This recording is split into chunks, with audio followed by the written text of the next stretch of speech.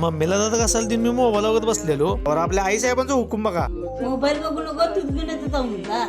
आणि जरा काव खाण्यापेक्षा म्हणलं जाऊन पहिला दूध घेऊन यावं. 5 मिनिटात म्हणजे जाऊन दुधाची पिशवी आणलो बघा. तसं आपण रोज गोळी मामाकडनं दूध घेतोय सोडा, पण आज उठायला उशीर झाल्यामुळे जाऊन दुधाची पिशवीच आणलो. उठल्या सगळ्या वाडा बघत बसली बघा. तिघातलं कोणी एकदा गरम होते कोण स्टॉक म्हणले काय विषय नाही म्हटलं निवांत तापा तुम्ही आपल्याकडे दिवसभर वेळा. त्यात शेजारच्या काकीने तिखट धपाट दिलेलं ते पहिलं मम्मीला खायला दिलो आणि मी इकडे फोडणीचा भात गरम करून दिला की दणका. भात खायला तर पलीकडच्या वहिनीने गाजराचा हलवा आणून दिले बघा. नाश्त्याचा मेनू एकावर 3 तयार झाले. फोडणीचा भात धपाट आणि गाजराचा हलवा. आपण काय जास्त गोड खात नाही. मम्मीला म्हटलं तूच खावाय, मला राहिलं तर शिल्लक जरा ठेव. सगळ्या तिखट खाऊन झाल्यावर स्वीट डिश म्हणून जरा गाजराचा हलवा खाल्लो. हे पण एक नंबर झालेलं सोडा, काय सुद्धा विषय नाही. नाश्ता करताना लय गोड वाटतं या. टरकभर ढीग बघितलं की नाही अंगावर काटा येते. ए सुट्टी नाही. असल्या लय मोठ्या अडचणी बघितल्यात म्हणलो आणि किलोवर भांडी आपली धुवून टाकली. असली थंडी असून पण भांडी दुसरं काम फुटला. पण ज्याला करावं लागतं की नाही त्यालाच कळते कसं होतंय ते भांडी घासूस तर. पण आपलं कसं आहे माहितीये का, चालते घेऊ म्हणायचं काम करत राहायचं, लाजायचं नाही हो. आपलं सगळं आवरलेलं तर दारात आपला वाघ आला बघा. तसं यो रोज देतोय सोडा, पण आपल्या वाघाला बिस्किट दिल्याशिवाय वाघ आपला काही परत जात नाही. आपल्या वाघाला अखंड बिस्किट पोडा खायला घातलो.